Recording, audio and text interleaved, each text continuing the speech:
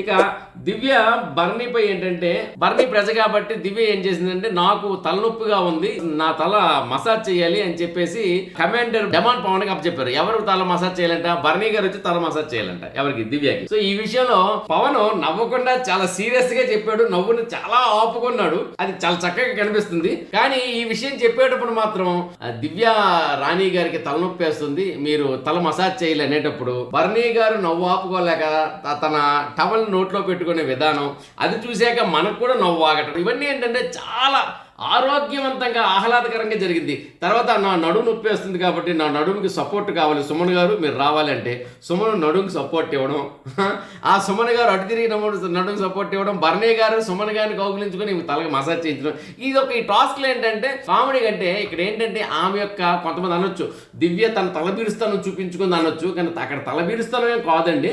దివ్య ఒక విధంగా చెప్పాలంటే బర్నీపై చూపించింది పగ అన్నట్టు కనిపిస్తుంది, కానీ పగ కాదు, ప్రేమే. బర్నీపై ఉండే ప్రేమ ఒక అన్నయ్యపై చెల్లి అలిగినప్పుడు చేసే విధానమే అక్కడ కనిపిస్తుంది. అంటే మనం పాజిటివ్ యాటిట్యూడ్ చూస్తే అంత పాజిటివ్ కనిపిస్తుంది. సో ప్రేమతో కూడిన సరదా అయిన పగ అనుకోవచ్చు.